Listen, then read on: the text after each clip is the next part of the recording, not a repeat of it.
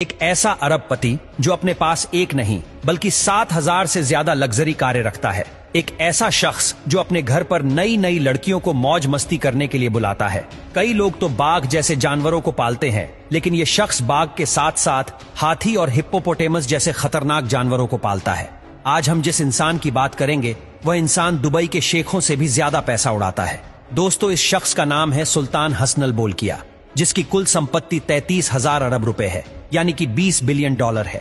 सुल्तान दुनिया के पहले ऐसे इंसान है जिसके पास 7,000 से ज्यादा लग्जरी कारें हैं, जिसकी कीमत करीब 38,000 करोड़ रुपए बताई जाती है।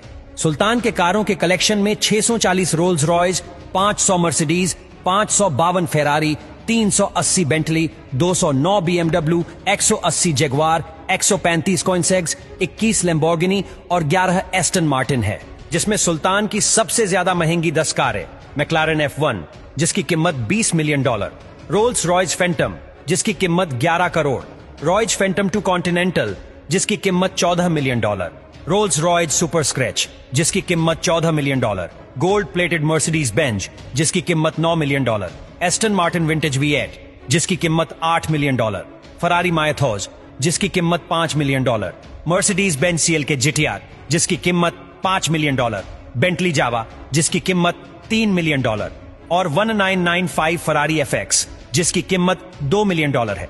इसके अलावा पोर्शे और बुगाटी जैसी कई कारें भी शामिल है।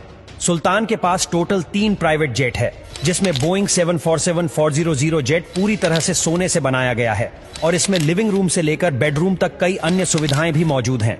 इसकी कीमत तकरीबन 400 मिलियन डॉलर है, लेकिन इस जेट को सोने से तैयार करने में सुल्तान ने 120 मिलियन डॉलर का एक्स्ट्रा खर्च किया, यानी कि इस जेट को अपने नाम करने में कुल मिलाकर 520 मिलियन डॉलर का खर्च किया।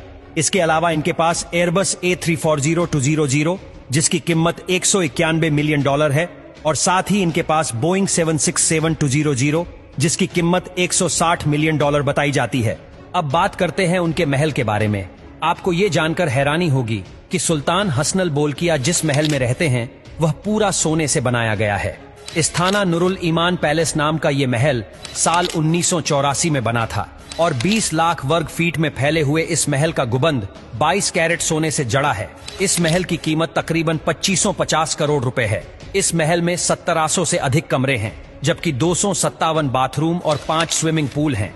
महल में गाड़ियां रखने के लिए 110 गैरेज, 200 घोड़ों के लिए वातानुकूलित अस्तबल, एक बैंकेट हॉल और 18 लिफ्ट भी हैं। और इस महल को रोशन करने के लिए 55,000 लाइट बल्ब लगाए गए हैं।